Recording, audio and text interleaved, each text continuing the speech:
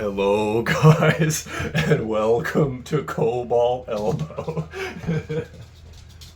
Alrighty, we got how many time world champion? Two-time IFA world champion. Sontino Bravo in the building. So, with this video, I'd like to talk about how to zero to hero in arm wrestling. How to go from like weakling to fucking world champion. So, Santino, let's establish your credibility not as an arm wrestler first, but first as a nerd. Establish your nerd cred. Nerd cred. All my workouts and training is based on anime motifs. So yeah, like hyperbolic time training, that's my go-to workout regimen. All those Ninja Academy jutsu learning, straight to the table. There's like no technique I can't figure out or know. So yeah, basis for all my training is anime. It's funny because most people I know who are like into Dragon Ball Z are also really strong. It seems to just be part of the recipe for getting really strong. It's just you got to be into Dragon Ball Z to some extent. So, to add to that, yes, I got a Neon Genesis Evangelion phone case. So there you go. My credibility is checked. And that's why I'm so weak and why I lost to Christian today is because I've only watched the first season of Dragon Ball Z. I need to watch the whole series to truly be. Yeah, okay, see, that's how you know he's got no cred, because nobody refers to Dragon Ball Z in seasons. It's arcs. Point proven, all right? I've been exposed. My nerd cred is in StarCraft, right? I got to Diamond in 2v2 and Platinum in 1v1 back in like the early 20 teens when it was actually hard. True. He's an actual nerd. Okay, so credibility as a pro arm wrestler. As a pro arm wrestler. Well, I have 7 titles nationally. 4 on the left arm, 3 on the right, and 2 titles internationally, 2 IFA world titles on the left arm.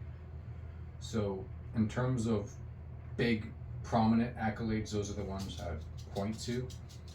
Otherwise, just a collection of medals and trophies. Most recently, I won my first overall award, which is a couple weeks ago at the 53rd annual Patterson Apricot Fiesta. I won the overall left arm, which was kind of pretty big for me because this last year there's been a couple tournaments where I've been so close to winning an overall. March was in Vegas, lost to Bob Brown on the right arm, and Garrett Rees on the left arm. Both matches I was like so close to winning. And this one, I lost to Bob Brown. Yet again, Bob Brown. That fucker. Lost to him on the right arm this time, but left arm was surprising, so got my first overall championship award, which I'll say I'll take the world titles over that, but in terms of arm wrestling accolades, I think those cover a solid basis, I think. Hell yeah. So, point being, Santino knows his way around arm wrestling. As far as primary sources go, primary sources of like how to get there, how to get to the top. How long did it take you? What's your arm wrestling age? So my first practice was middle of October 2020. So Sac County Arms, we started in I think July or August of 2020. I wasn't there at that time. I joined again October. So that middle October was my first practice in 2020.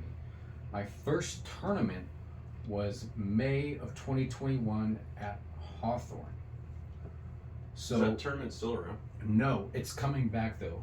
Oh, cool. But yeah, this year wasn't there. But that's like my anniversary tournament in May. So overall, 4.5 years in the sport, 4 of which I've been actively competing in. So not that long. Would you say you're born as an arm wrestler at your first practice or at your first tournament?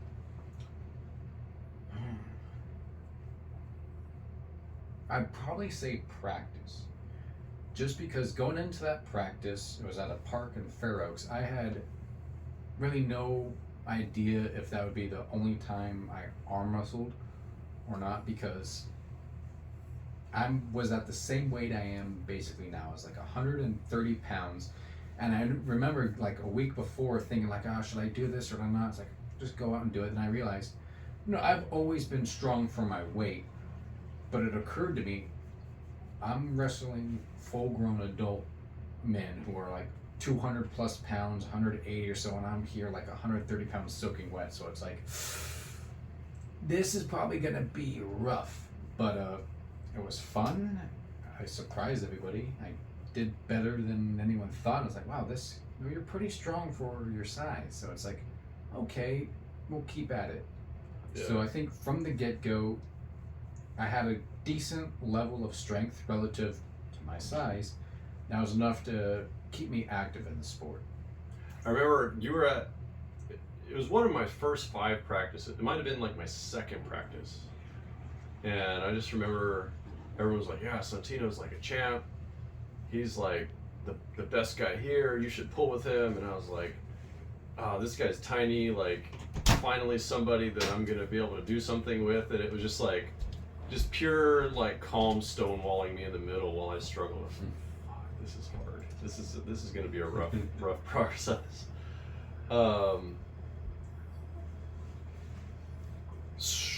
With your arm wrestling timeline, so started in 2020. First tournament was 2021. What was your first success? Yeah. Like your first good tournament where you're like, okay, I'm making headway. It's interesting. 2021 Hawthorne, I had no idea going into it. Just, well, it's your first tournament. I knew I was gonna, just because my size, strength, like, and it still is, but for California, lightweight has always been 165. So I was like, I remember my first tournament, I weighed in 133. So I was like, I knew going in, like, I want to get my ass handed to me. Let's just make the most of it. So I did, from my very first tournament, I always did open and amateur. So I did both. Amateur, I surprised everybody there and even myself in, I took 3rd place on my right arm and 2nd place on my left. Open class, I got destroyed, but that was to be expected. Who was in the open class at that time? Okay, at that tournament was like one of the first big tournaments post-pandemic, so everybody was there. Like, I remember I saw Derek Smith there, Cobra Rhodes was there. Oh, damn. Ron Bath was there. For my weight class in the 165s, I remember Roman Gromov was there. Isaac Luna was there. Ben Bledsoe. Blanking on his name. So who was your first person, if you can remember, the first person to give you a loss in the open class? The first one, I want to say it was, I want to say Ben Bledsoe, even though I know that wasn't the case, because I'm trying to remember if we did left arm first or right arm. So I remember my losses. One of them was Ben Bledsoe, Isaac Luna. But off the top of my head right now, those are the only 2 I know. Just like, wow, there's nothing there. Yeah. And my first losses were Brian Chen, and then, or no, my first loss was Chad Keller, actually. I got a really bad draw in Sonora. He was still pulling AMs. And then Brian Chen knocked me out, if I recall correctly. But yeah, those are hard to forget. The people who gave you your first L, and it's like, okay, I got work to do. I got to climb to make. But even after that, like, in terms of like success, it took a long time, because. Yeah, what were your methods from going from like, okay, I'm doing decent in AMs, getting blasted in opens. Like, as a beginner, how did you go from, what were your methods for going from like getting smoked to making a name for yourself, like in your first, year or 2? Keep trying.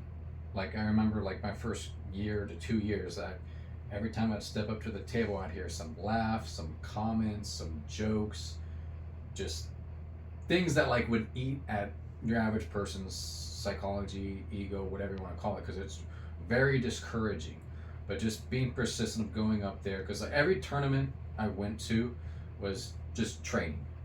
I'm gonna get my ass handed to me, but I'm gonna learn. I'm gonna get experience. So I'm doing both amateur and open. Maybe depending on the draw, who shows up, I might be able to get a good match in the amateurs. Still lose, because at that point it wasn't about winning. It was like, can I last more than 1 second? Do I not just get blasted? Can I just match starts, ready, go, and then lose? And that was a huge plus. And it took a long time to where I could actually be competitive consistently. It was 2022 when I went to my first nationals. I wasn't sure about going because it was in Texas. And that's, well, for me at that time it still is, but just to travel out there, because it was the only reason I went. There's two reasons. One, it was the first tournament I've ever saw that had my weight class at their IFA Nationals 2022. It was 125 pounds. And I walked around at like 130, so it's like, that's me. Two was the Team USA sponsorship program by guys like Bob Brown, all of them that put together this pool of money that if you won your class at Nationals, if you went on to IFA Worlds, they'd cover $1,000 to help travel costs. So I'm like, well, it's going to cost a lot to get to Texas, but like, this is an opportunity worth it. If I win, I could potentially travel around the world and see some things. And two, it'd be my first time actually to get a good realistic image of where I'm at as an arm wrestler, because it's hard to gauge where you're at when you're 40, 50 pounds underweight, getting demolished, and it's like, you get comments like, you're strong for your weight, but like, how good are you? So I go to IFA Nationals, small class, like I think there was 3 of us that year, but then again, it's like 130 pounds, like none of us exist. I won both arms confidently. I was surprised because you never know what to expect. So that was like my first, like, okay, I actually am good at this. It's not just a like, oh, for your size and weight you're good. It's like, I can do well. Yeah, equalized for size and weight. Mm-hmm. Like you're good within, people on similar footing. And then that following fall, I went to IFA Worlds in France that year, and I won on the left arm and placed second on the right. So that was a huge like. So this is fall 2022? Yeah, October of 2022. I was like, that was a huge, like, wow. One, a life experience of first, like, time anyone in my family went out of the country that far and doing it, like, traveling on my own, through my own personal issues. That was a huge thing. So all in all, that was, like, a huge marker in, like, life for me, just arm wrestling personally, where I was like, everything about it was like, wow, I was successful. I achieved something. This was pretty remarkable. So it was from that point where things started to snowball in a way, and just confidence, skill, strength, everything just started progressively getting better. I became more competitive, more active, so all around. Would you say, so in the timeline of like beginner, intermediate, advanced, kind of where you're at of like kind of beating the game, in that fall 2022, where did you feel like you fell relative to where you are now? Were you intermediate? Were you advanced? Still a beginner? I felt more as a legitimate arm wrestler. Yeah. It's like, I am a pro. I know what I'm doing. Doesn't matter who I'm up against. I can hold my own. So take us through how you went from, like, in your first year, like you said, just feeling good if you could slow somebody down, to your second year feeling like a pro who knew what the fuck they were doing. What were the processes that you went through? What were your information sources, your methods to getting to that point? A lot of it was just, I'm not saying it was all on me, because it wasn't, but there wasn't anyone teaching me, like, or showing me this is what you got to do. I had some mentors. That probably the biggest mentor, Michael Kochi, who's still on the team but just hasn't been active with us, in which case he was the one who was most consistent in my training. because Michael's coaching's been around for a long time. That I'd go. At times it'd just be me and him at a parking lot. So he was the one I could always rely on to get some good training in. But other than just in terms of my arm wrestling knowledge, it was really just through self-discovery of just failing, trying different things, and having a good team that would be willing to work with me on whatever I wanted.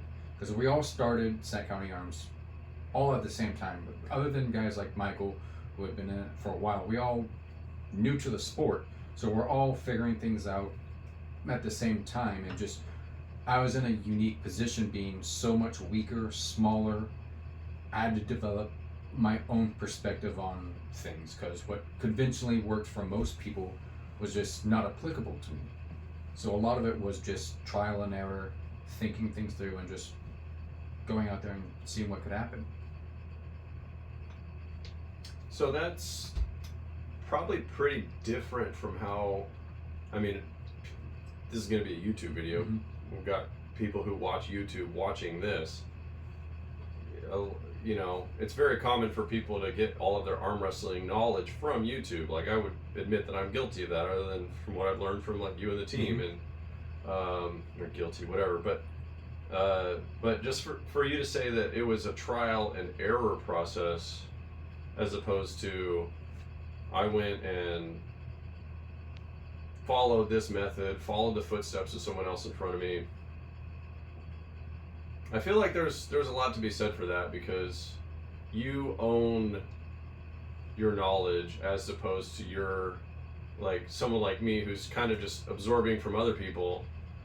I honestly don't feel like I do a lot of learning for myself. I'm more copying Mm-hmm. other people. So I never feel like I own what I've learned, you know. But you, from your story, it sounds like you've owned your knowledge through, you know, inventing it yourself, whether it's something that has been discovered or not. Mm-hmm. You discovered it for yourself, versus someone just saying, hey, here's what you got to do, just follow these steps, blah, blah, blah.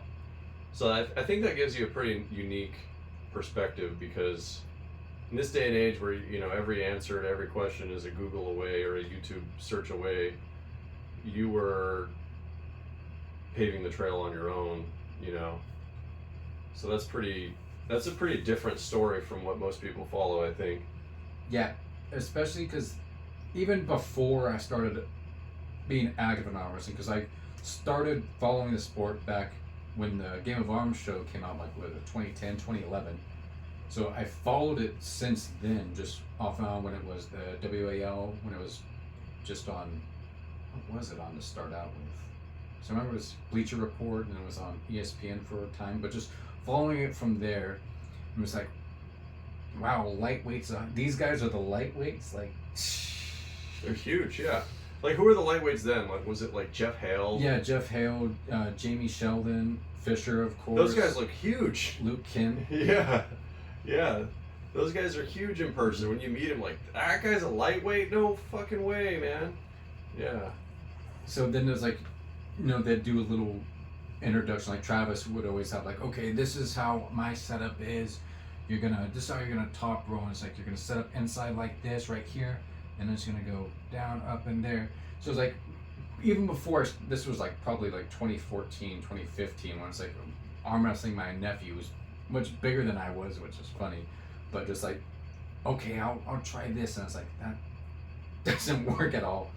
And so you had a little bit of like, yeah, recreational arm wrestling, of like fucking around. I would arm wrestle like one of my nephews like twice a year. Got it, yeah.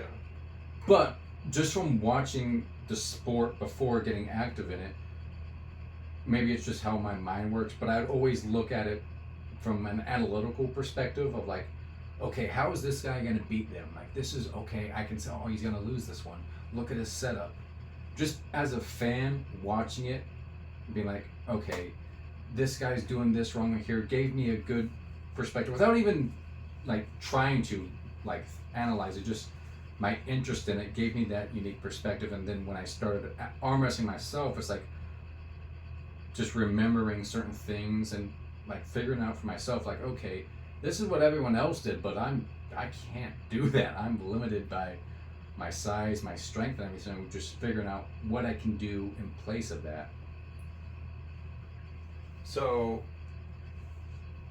you've got your own approach, you've got your own, way of thinking. You're not just following some cookie cutter template. All that being said, now I'm kind of asking you a question. Give the cookie cutter template. Like, what did you do to train, not just to become a champion your first time, but to maintain that championship level? Like, what would you say are the critical pieces of your training that enable consistent success that you've had? Easy. Just arm wrestle. Just arm wrestle, huh? Just arm wrestle. It sounds, everyone's looking for this blueprint of like a workout program or a training regimen or a nutrition cycle or PED cycle or something that's going to take them to the next level. What do they got to do? Do they need how many hours in the gym? What does their PR need to be? And the answer is simple. You just got to arm wrestle. Look at any and every single sport. What do they do to be better at their sport? They do the sport. A boxer gets better by boxing. It's not determined of who can hit the pressure plate in a punch, who's their max torque or tension. No. MMA fighters, they're grappling. What do they do to get better? They roll. Any sport you play, you get better by doing the actual thing, especially combat sports. Any type of martial art, you need to actually do it to be better at it. Now, when arm wrestling is unique in the sense that as much as it is a martial art, it's also a strength sport, or how much you can lift does have some carryover. So there's that delicate balance between the two. But for the most part, you want to be better at arm wrestling, you really want to advance the fastest way possible is just to arm wrestle. Now, when I say that, that can mean a lot of different things to a lot of different people. When at practice, people going redlining at practice max effort, to people being more methodical with their sparring sessions. So there's a lot of pitfalls in that saying of just simply arm wrestle. Without getting into further details, but to simply, you want to get better at arm wrestling, just arm wrestle. So, speaking of pitfalls, that's a perfect segue. I don't know if you planned that or not, but my next question actually on here is, what would you say are the biggest mistakes or noob traps that arm wrestlers fall into that stunt their progress, hold back their growth, prevent them from maximizing their potential? What are the noob traps?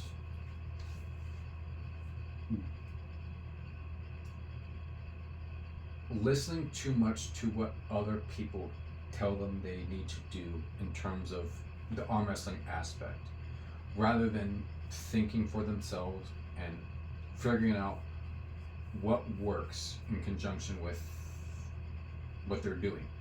Because one of the things that was most annoying at practices starting out when I'd go to another team, or when I see new people come to a different practice or whatever, is like the problem of too many chefs in the kitchen.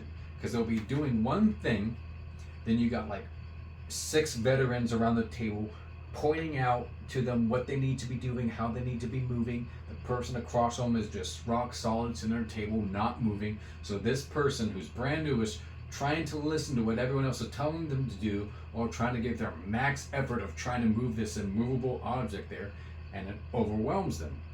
Or they get into the habit of thinking, well, so-and-so said I need to do it this way, and they try to do it that way and it just doesn't work. That they're not thinking for themselves. So I'm probably the easiest person for new guys to work with, because I don't teach them anything. He's not prescriptive. I don't. He'll ask you, what are you trying to do? Have you thought of this? Have you, considered that? But Sontino doesn't actually give answers when you train with him.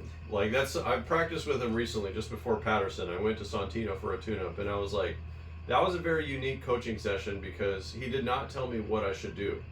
He asked me questions, he had me feel out different things, gave me a couple things to try, but like being a guy who's like, come on, just give me the answers. I kind of left that practice feeling like I didn't get what I wanted, but what I got was actually better. And you know, it's funny because I came up with my own idea of what I was going to do going into Patterson, and it was wrong. But Sontino let me see that for myself rather than just being like, no, that's not going to work. You should do this instead. And I think that's actually more valuable. Having that lived experience, it's more valuable for the long term versus just giving a short term magic pill that'll get you a month or two ahead. Like, you got to be able to think for yourself. You're never going to have your coach with you all the time. You're never going to be spoon fed the answers at the table. You have to have independence. And yeah, just in my own experience, like being coached by Sontino, that it can feel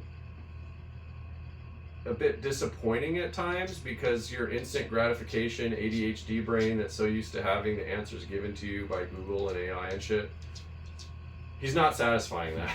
You know what I mean? So I'd say, yeah, the biggest pitfalls for new guys starting out or anyone is just not thinking about what they're doing. Because again, arm wrestling is mostly a combat martial art, in which case every person you grip up with is going to be a little bit different. Sorry, we got to take a pause because the cat just walked a turd into the room and she's trying to bury it into the hardwood floor. All right. Well, Edda's the new star of the show, so she paused everything for her turd. She gets to be front and center. All right, we were talking about pitfalls. Yeah. So I'll point to two big ones. One, not thinking about what it is you're doing or why. What's the purpose? What does this seek to do? What's the function of it? And the other one is a race to get strong. You go to your first practice and you get waxed by a guy like me. And you think, wow, I'm incredibly weak. Obviously, I need to get stronger. And they just go, well, maybe take time off from practice or just focus solely on trying to get as strong as they can, as fast as they can. Not recognizing that it's going to take time to get stronger, conditioned. So, not thinking about what you're doing, why you're doing it, what's the function, just general thinking about what it is you're doing, and just in a rush to the top, basically. So non-deliberate practice and short-term thinking are like the biggest pitfalls, you would say. Yeah. Okay. Nice. On the opposite side of that spectrum, you know, we were just talking about biggest mistakes, biggest traps. What do you think are the biggest factors for success? What are like the lifestyle choices, character qualities that people should strive for to be successful?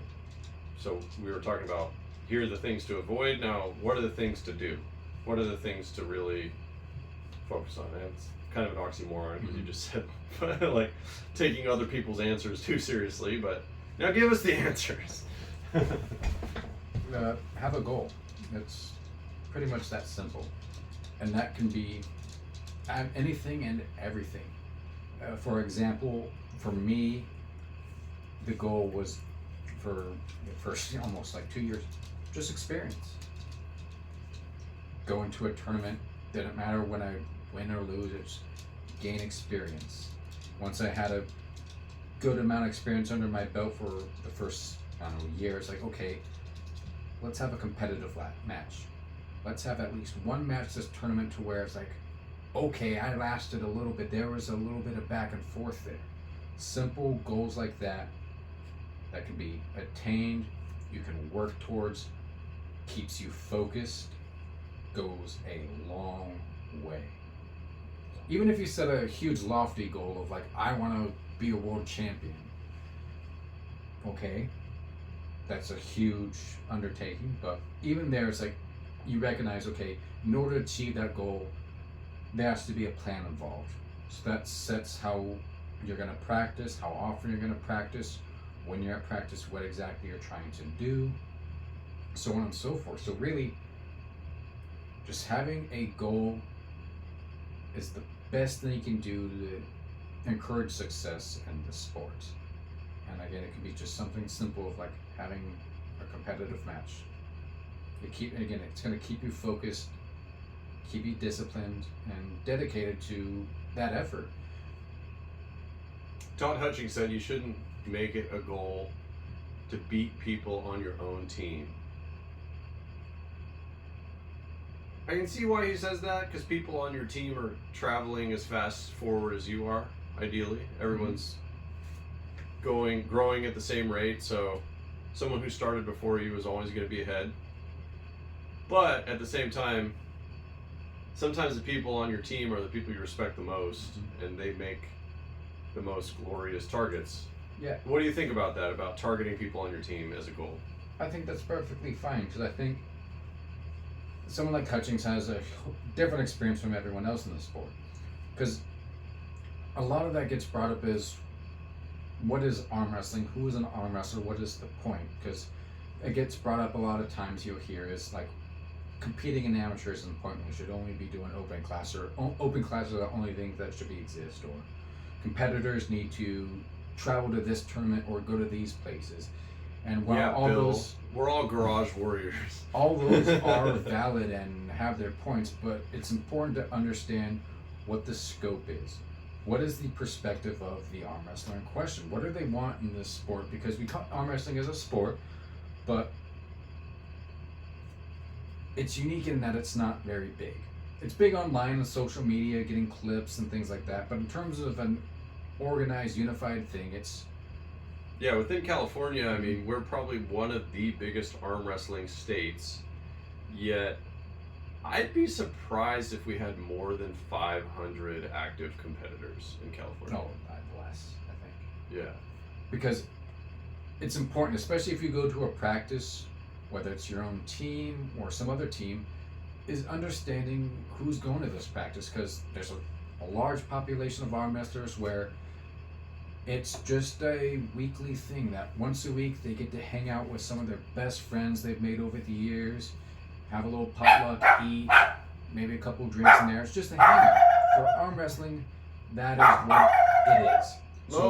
Lola. Dog paws. Dog paws. You done? Alright,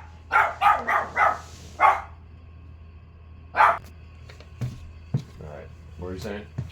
Understanding like what if anyone wants from arm wrestling as a perspective. So we have our guys that arm wrestling is just a weekend thing, once a week to hang out with some of your best friends, eat, drink, have a good time.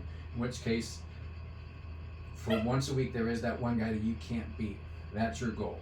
You don't go to tournaments, you're not interested in being a pro or anything, it's just that's there. Then you have the guys that are just might go to a tournament here and there, aren't as active into it from their perspective. Then you get guys like me, world champion, nationals, traveling to this tournament, traveling to that tournament. My perspective, or what my approach is at a practice or at some local hangout practices, is entirely different.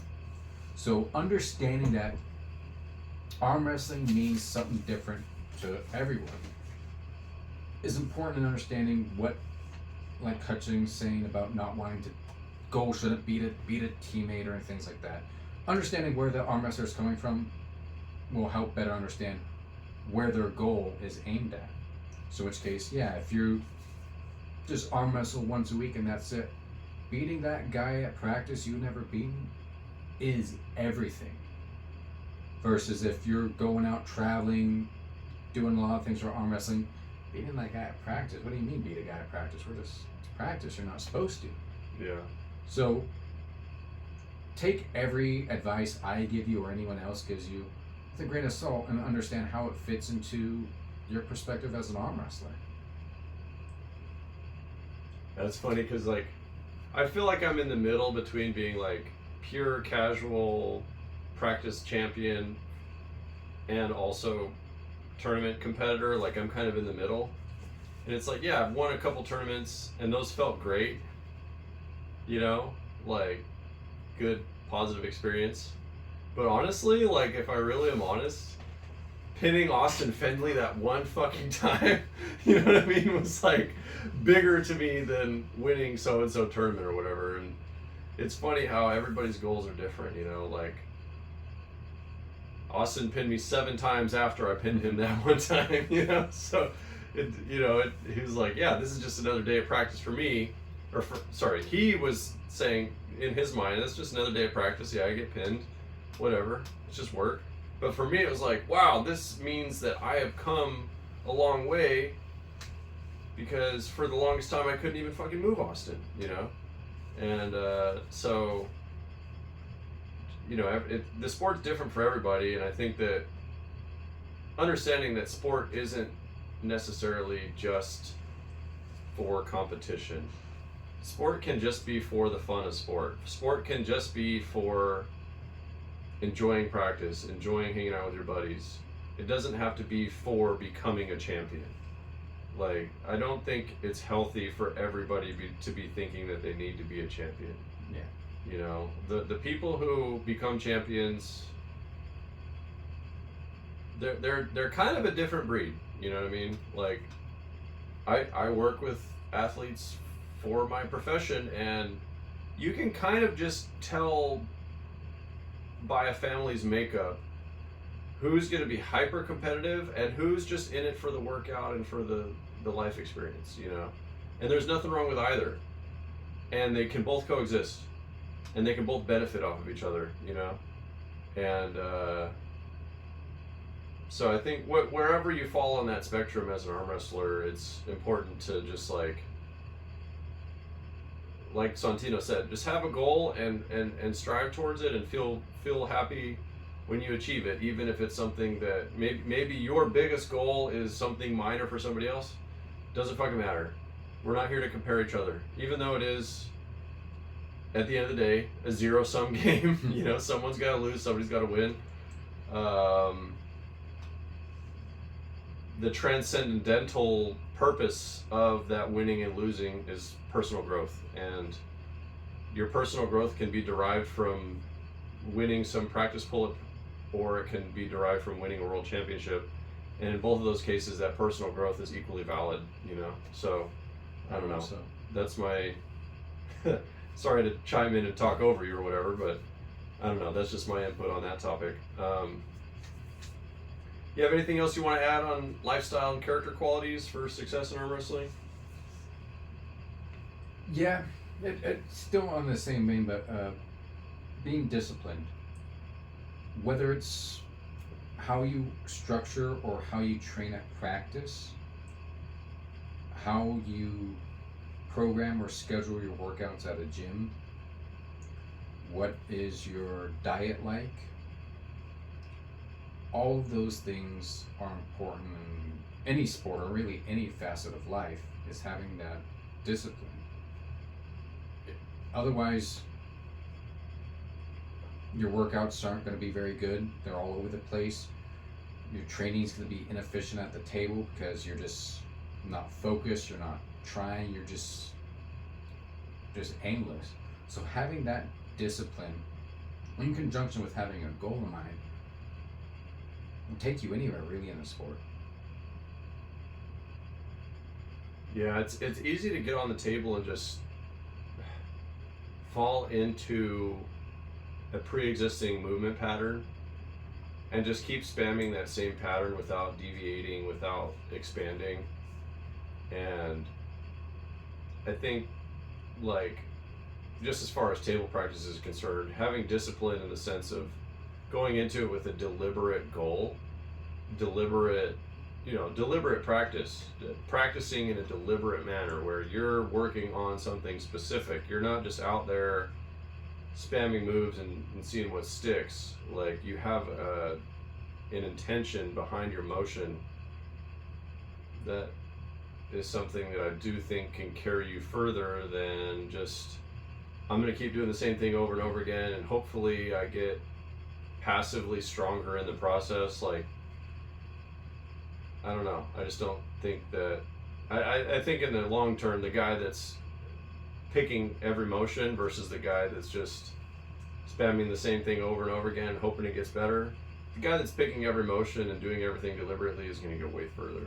Yeah, it's hard because it isn't fun a lot of times. Just for me, if I'm working my technique, it's oftentimes just by myself or just slowly going through motion patterns, really analyzing, thinking things out. It's not fun, it's not sexy. I'd rather just, let's see how many guys, how many arms, let's try 2 people at the same time. Can I hold them? How long can I last? That's a lot more fun. It's a little bit more risky, a little bit more dangerous, but it's exciting. It's a lot more fun than, okay, we're gonna practice some ready goes, no force, just relax. I'm just gonna hit, just move through. It oftentimes isn't fun, but it's that discipline that's gonna, if you're really looking to elevate yourself in arm wrestling, that's what is required. So, off the script, that kind of inspired a question for me. What would you say, practice-wise, contributes the greatest percentage to your growth and success? Like, what individual activity? I mean, you said just arm wrestle, right? Mm-hmm. But I mean, let's get a little more specific on the table within the realm of just arm wrestling. Is splitting when you're working on your technique and when you're working on your strengths at practice. Having a separating time to when your sole focus is on the technical or strategic aspect, in which case you shouldn't be using much, if any, force at all. You should be really more cerebral, thinking about the moves, why you're doing them, what are you trying to achieve by doing them, and just repetition over and over, going through the techniques, the variations on those techniques to build that basis. And then times when you're focused more on the strength aspect of, let's see how my elbow flexion is, where's my wrist, my pronation, where's my back pressure, all those things. So having those split at times at practice when you can focus on them individually will go a lot further than you trying to do everything at once, where you're trying to learn or improve your technique, but also near maxing out the strength of that individual joint or muscle. So in terms of what's really useful at practice and table time is just having it separated, where you're working on your technique and when you're working on your strength. That reminds me, like, I just picked up a new tennis student last week, like brand new player, never swung a racket before, and they were like just going all in on immersion training. Like, they took 5 lessons in 1 week, and I'm like, okay, everything is slow, deliberate, correct. That is a priority right now. I do not care how fast you can hit the ball. I care about how correctly you can do it slowly. And I do believe that slow, deliberate, correct technical execution takes heavy priority over powerful, explosive, incorrect execution. It's better to lose with correct technique and deliberate technique than it is to win with some spammy shit. Yes, 100%. And yeah, so I totally agree that, separating the strength, the explosiveness, the whatever from the technical building, you really can't build a sound movement pattern from ground up by doing it at full speed from the ground up. You have to really slow it down. You have to decrease the power level to a point where you can execute it correctly. Because when you start trying to do it at full speed, at full power, it's going to bleed into an incorrect pattern. It's going to bleed into a pattern that's more instinctive versus deliberate. And in almost every sport, instinct will lead you astray. Like arm wrestling, the classic instinct is, go straight to the pad. If you've been following the sport for half a second, going straight for the pad is going to break your arm. So, just the point being that doing slow, deliberate practice is like way higher priority than doing everything at max effort and max power and max speed and so on and so forth. So just echoing Sontino's sentiment coming from the background of a different sport. Like, I doubt there's any sport where that's not true. Well, we're almost to the end here. We've gone through your strength background, your arm wrestling timeline, the methods you've gone to go from like beginner to championship level. I'll touch on that a little bit more. Is for my first about 2.5 years, all my training was table time. Even prior to that, like throughout high school or whatever, I never did any form of weight training. All my strength came from my work at a job building fences, so I had relatively strong tendons and ligaments from just post hole digging, plier work, etc. like that. So I didn't touch a weight till about summer of 2023 is when I started going to the gym, and it was a completely brand new experience. I didn't know how any of the machines worked, what exercises to do, any physiological things like what muscles are connected or what workouts work these things in a different way. It was a completely brand new thing that, much like arm wrestling, I kind of figured out on my own, thought about it, did my own research of what these things do, and trial and error, figure out what was working in terms of what I wanted it to do. So it took me like 2.5 years to start actually doing conventional strength, bodybuilding, weightlifting stuff. But when I did only table time training, from when I started, I always had that mindset of like separating times to when I'm working on my technique or when I'm working on my strength, which having that perspective when I started out helped further advance me more than a lot of my fellow guys that started out at the same time as me, is just having more dedicated and focused practices rather than just pulling and not knowing why. So just to touch on that further, I didn't start gym training till about 2.5 years after I started. And to contrast against that, I feel like I kind of went in the opposite direction where I was already doing arm wrestling lifts before I ever hit the practice table. And for me, my mindset, and I'm still kind of trying to overcome this, I don't think it's the correct mindset. My mindset has always been, let's find out if what I'm doing in the gym works on the table. I'm using the table as a measure of whether or not my gym work is effective. And, you know, Sontino, he hasn't said it yet today, but he always says, boards don't hit back. Yeah, I always equate, whenever I see, which it could be another pitfall, not as much, but thinking that lifting these PRs, these max effort lifts, and these more arm wrestling focused exercises equate to, oh, I can do this at the table, or I'm this much stronger.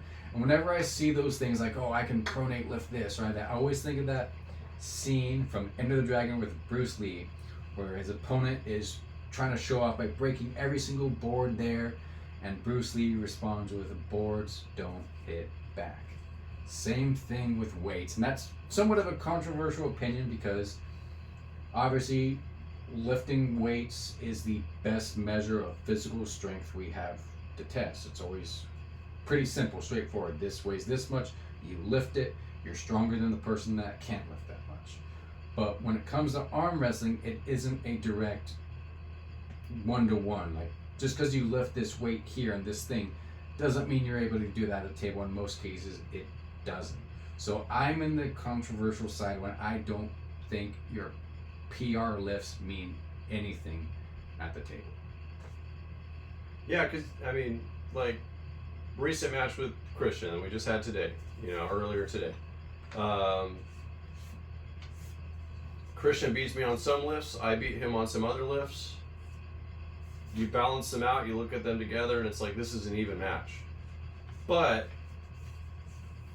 Christian's more technical than I am. He's spent more time on the table training with Sontino than I have. He's spent more time doing deliberate technical exercise, arm wrestling exercise, than I have.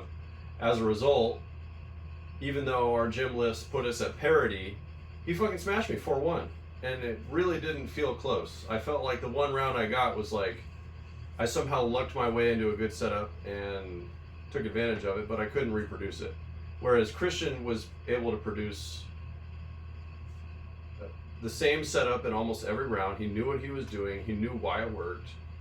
And even though I had more than him on certain lifts, didn't matter because his arm wrestling experience trumped my gym time. You know, I probably have put more time into lifting weights than Christian did, but he's put more time than me into being on the table. And dude's 30 pounds lighter than me, has less arm wrestling years than me, yet made me look like the weak guy on the table. So, you know, it's just a validating point to what Sontino's trying to say here, which is that, like, the fight and then the matching of techniques and the understanding of all of the counters and dynamics and everything takes greater priority than just, oh, I can execute this much force in this direction, you know. So that's a good message for you to be sending there, is that, you know, it's yeah, the gym helps. Yes, it's important. So I've been thinking recently, because, like,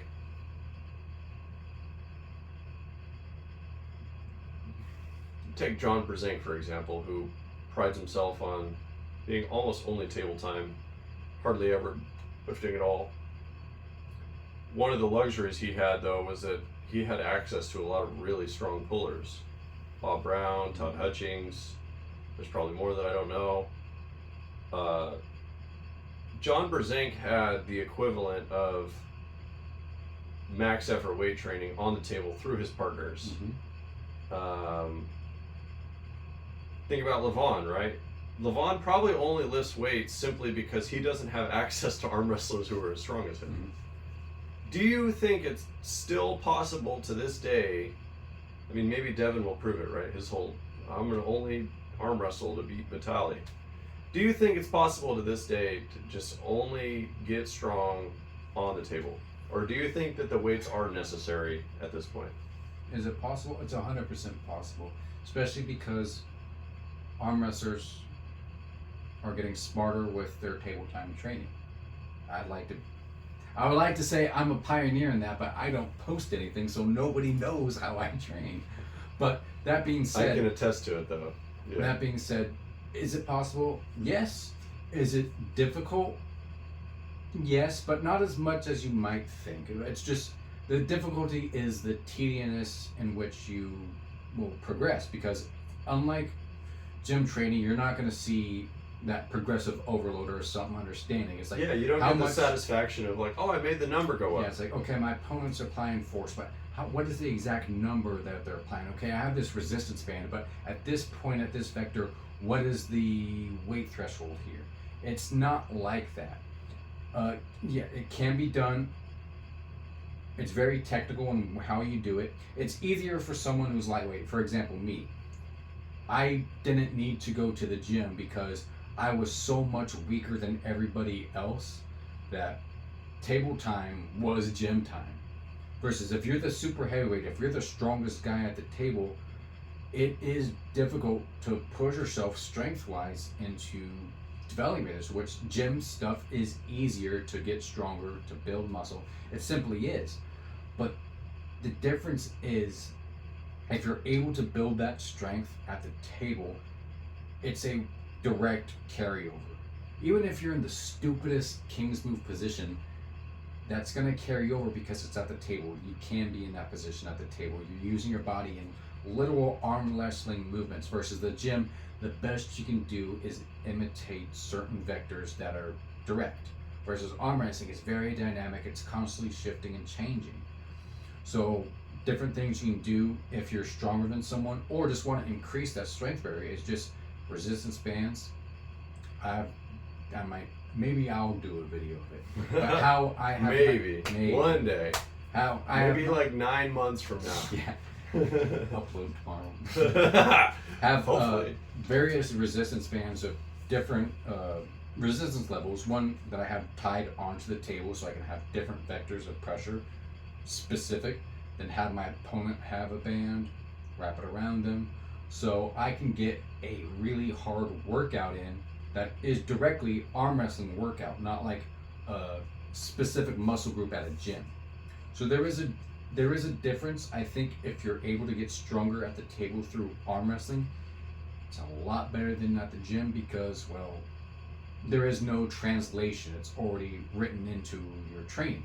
Versus when you get stronger at the gym, that's great, it's important, but you have to be able to translate that strength you found at the gym into the table, which, depending on the arm wrestler, how quickly they adapted their technical knowledge or whatever, can take a long time, and they might not ever be able to fully maximize what they can do in the gym at the table.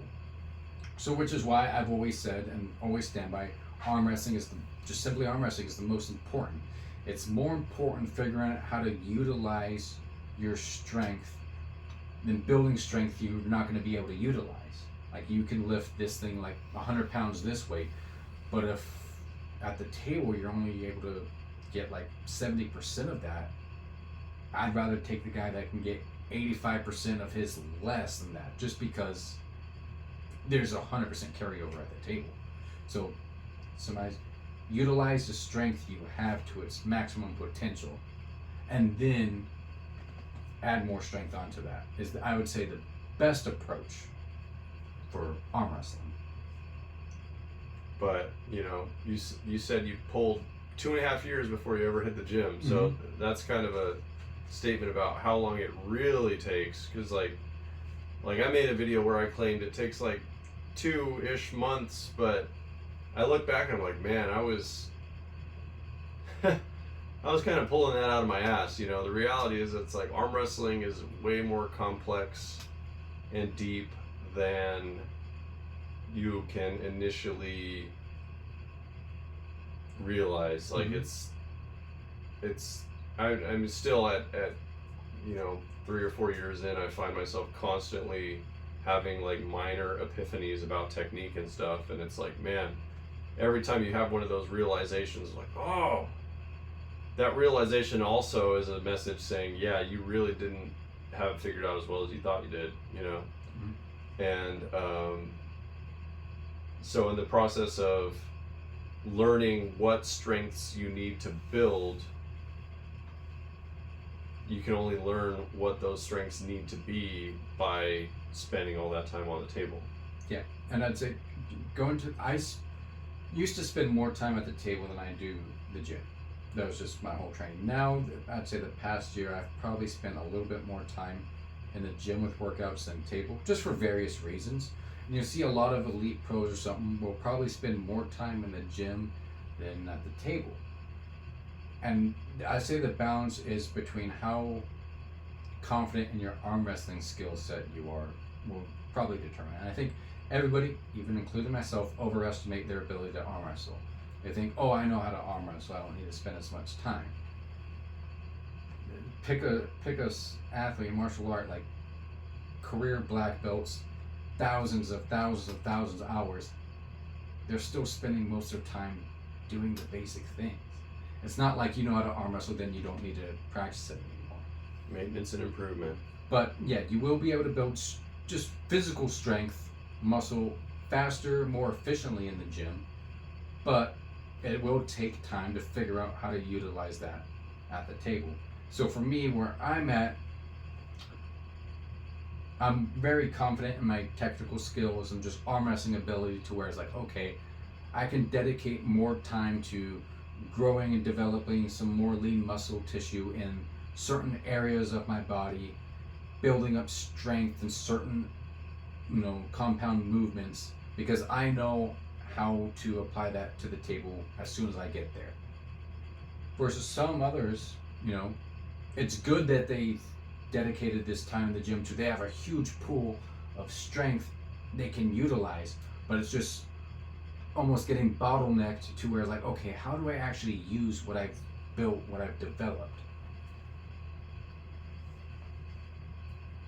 Yeah, it's tricky, because like I put almost all of my time and energy into gym and very little of it into the table, just due to kind of like what you're saying, constraints in life and stuff. It's not always easy to attend practice, and I've got to admit that while I have felt improvement on the table, I've been kind of disappointed, because it's like, I gained 25% here and 30% there and 15% here and whatever, but translating that to the table, I maybe gained 3% in my technical development. Technically, this guy can lift more than me in your conventional arm wrestling lifts. Yeah, I'm like 40 pounds heavier than this guy, but I mean, I need a whole other human being to help me pin him.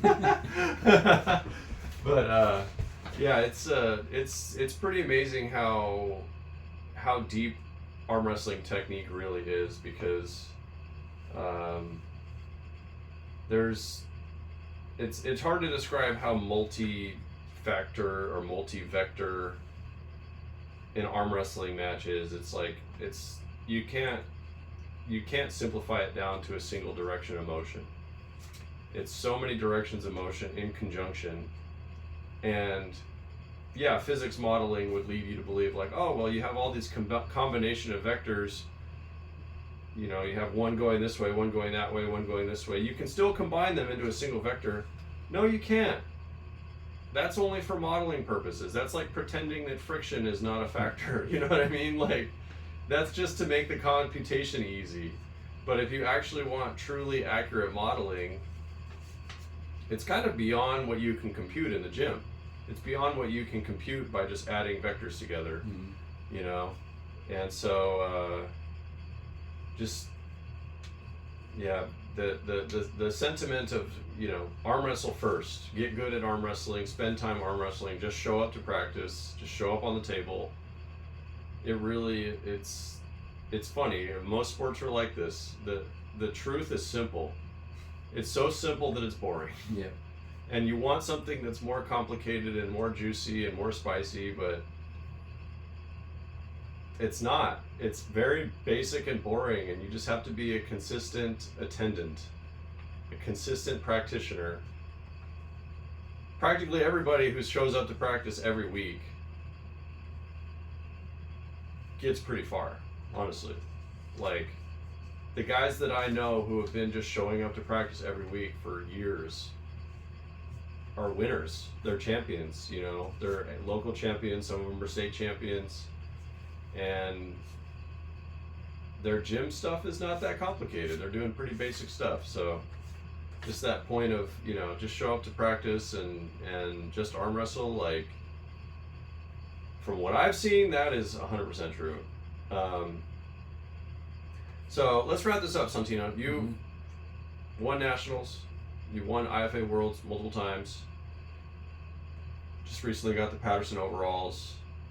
You kind of beat the game. You're kind of like trying to figure out what you do after you've completed this story, and you're the main boss now. You know what I mean? Like, you are kind of a final boss now in the arm wrestling world. What the hell keeps you going? What are your next goals? What motivates you at this point? You guys. The team we have, Sac County Arms, what we've developed. Because I always joke, like, for the past year and a half, like, I'm ready to retire. I'm done. I don't want to do this anymore. Because it's exhausting just to, at anything you do, if your aim or your goal is to be at the top, pushing yourself to the best of your abilities, it's work.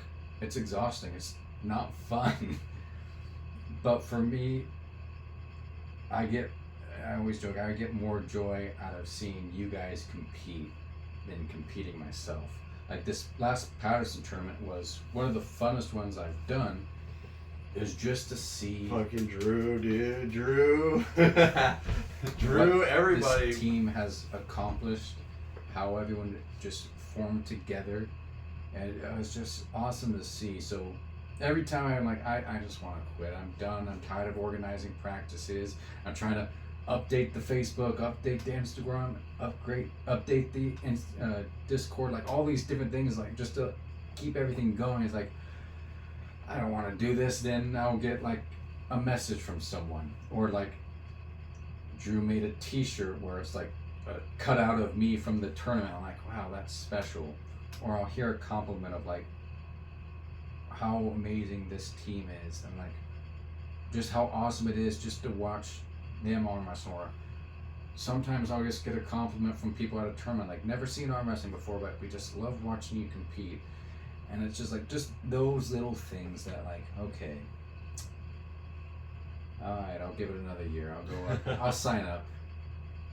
So those little things that for right now are keeping me as active as I was in prior years.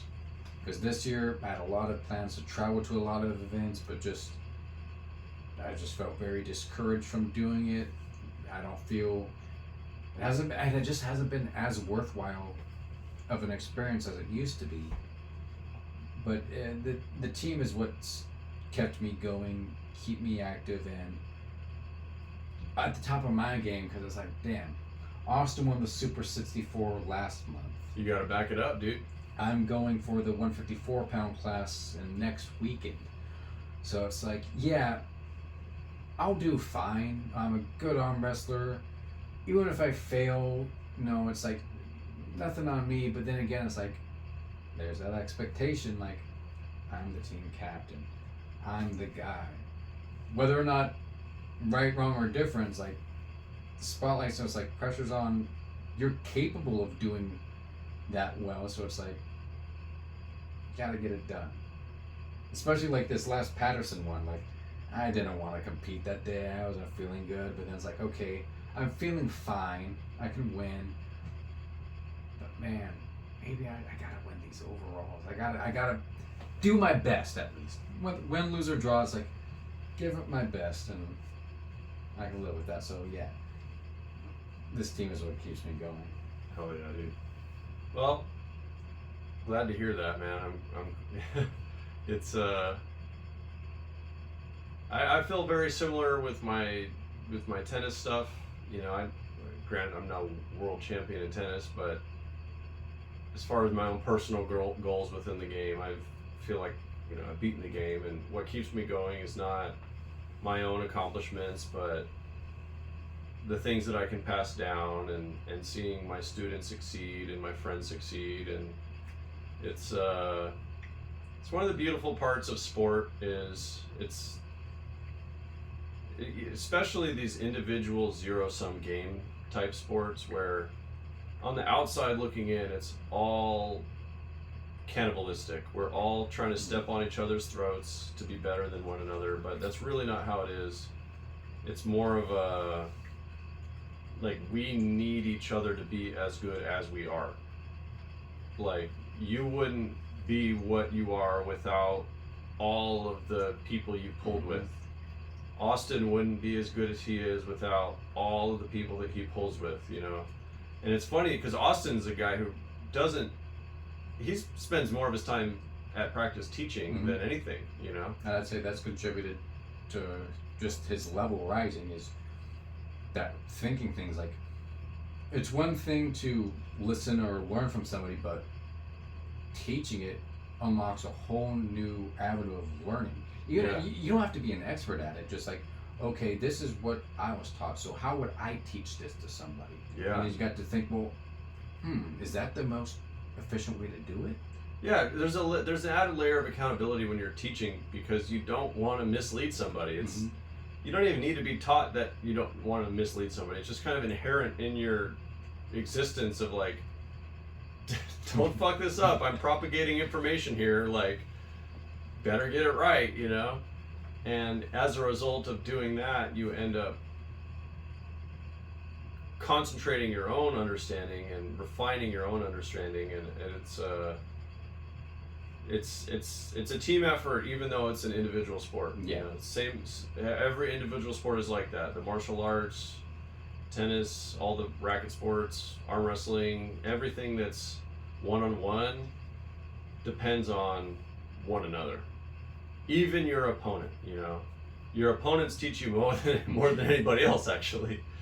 And it's kind of a beautiful oxymoron or paradox or whatever, that like the people who are trying to take you down the most also build you up more than anybody else. And and at the same time, the people who you are trying to build up symbiotically build you up too. It's kind of a positive feedback loop, you know. It's kind of beautiful. So yeah, it's a weird like, I don't know. It sounds contradictory, but it makes sense when you really think about it. It's like the zero-sum game is really a positive-sum game when you zoom out just a little bit, you know. We're all growing as people, even when we lose, even when, you know, we're getting our throats stepped on in a tournament 0-2. That guy that did that to you is actually building you up in the process, you know. It's hard to swallow, but if you can wrap your mind around how that works, then I think it's just all upside from there. Well, thank you, Sontino, for your time. It's been a pleasure. You taught us how to zero to hero, man. Yeah. You know, you are the epitome of the weak nerd that became a champion, and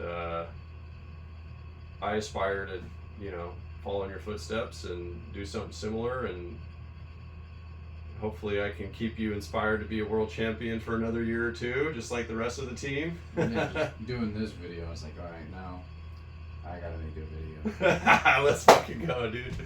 All right, well, on that note, go subscribe to Sontino, watch his YouTube. He's gonna be posting more now, right? Yes, I guarantee I'll post one more. Like Bro Science Life says, new videos